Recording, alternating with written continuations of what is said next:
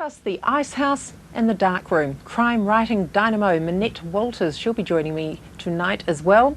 But to my first guest, well, he's been rocking and rolling for 3 decades now. Could be more actually on a quick count. He's jammed with Mark Knopfler and Mick Fleetwood of Fleetwood Mac fame.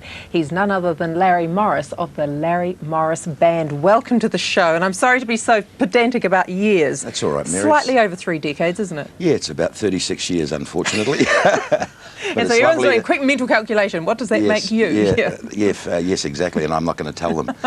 But it's lovely to be here with you. Welcome back from Vegas. Oh yeah, you would have known a bit about Vegas, wouldn't Yes, I like Vegas. It's an exciting place. I used to go there for weekends, social weekends with my wife, because it's a good place to go for a few days away. Yeah, I liked it. Did you actually perform in Vegas when you used to live in the States? A couple of times I did. It's a different trip performing in Vegas. It's sort of like show stuff and the cabaret kind of. Yeah, and I'm more into the jeans and the t-shirt rock thing, really. Now, why rock and roll?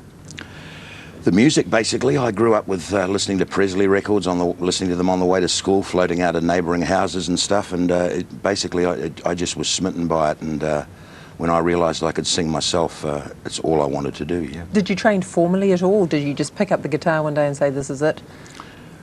My manager, Benny Levin, took me to Sister Mary Leo, who was very famous because Kerry was just starting to break then, and she had a teaching school at St Mary's Convent in Freeman's Bay. And we walked in and she said, "Sing me a concert C, young man." And I bellowed out this note that I thought would be pretty close. And she looked at Benny and said, "There's nothing I can do for him." So no, I've had no formal training. So what did you do after you left school? Did you just like start the band, did you? Yes, I joined the Navy, and the Navy wasn't agreeable to me. And why would that be? I got seasick too much.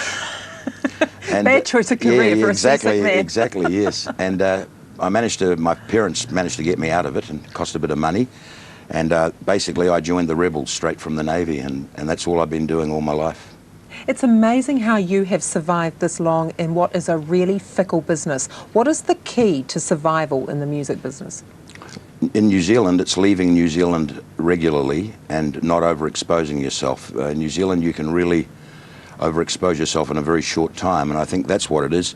But now I don't leave, I've come home to stay, so you know, that's just how it is. But I think my longevity has been because I haven't been here for the last 36 years. But in fact you only spent 10 years out of the country, didn't you? That was the 10 years in the States. Or yes. Has your music taken you to live in other countries as well? Well, we lived in Australia 66, 67, 68, then we came home. Then I went to England in the early 80s. I left the Foundry and went to England for a couple of years. Then came home again, and then went to the States, and that was the longest I've ever been away. I was going for 3 months and turned into 10 years. What do you love about the States so much? Were they very responsive to your music, or Yes, and they're very forgiving. The United States, it's a great place to do anything if you've got a great idea. They're very supportive of anyone who's got a good idea and anyone who's prepared to work hard at it. And that's what I love about America. I mean, it's just wonderful from that perspective. So what was the idea you took to the States that you really wanted to develop? I took New Zealand songs, a whole lot of songs, and tried to break New Zealand songwriters onto new American film. And we were almost successful with one song, almost got on the film Queen's Logic, but it missed in the end. But that's what I was trying to do, and I had 10 years trying to do it. Tell me about some of the amazing people you've met along the way. Eric Clapton is one of my favourite people. I've met Eric on several occasions. Doing the David Bowie support in 1978 with my band was a definite highlight. Royal Command performances have been pretty good, although it took a while to work out which fork to use first, I've got to say, at the dinner afterwards. But start on the out and move in. Yeah, exactly. Is that the ticket? Yeah, that was the yes. Things like that are highlights, but the highlight for me now is being home in New Zealand with my 2 boys, and that they're getting to meet their grandparents and getting to know them. My mum and dad are still alive, which is great. How old are your boys? One's 12 and one's 8, the 2 that are living at home, and I've got other kids that are, I don't want to mention their age. Might give yours away again, yes, you know, exactly. We can't have any of that. But are any of your children into the music business? Yes, both of them are loving it. They're not in the business, they've got agents already, and they've been extras on Shortland Street. And I've done some charity work for their school, St Joseph's in Oraki. We raised 33 grand for them at a do in Ellerslie last week. So, yeah, no, it's exciting and good, and happy families, and I'm very happy about that, actually. Where are you performing at the moment? Tomorrow night I'm at the Red Gables Tavern in Hamilton, and then I'm back in Auckland at the casino on the 29th and 30th doing a Joe Cocker tribute show.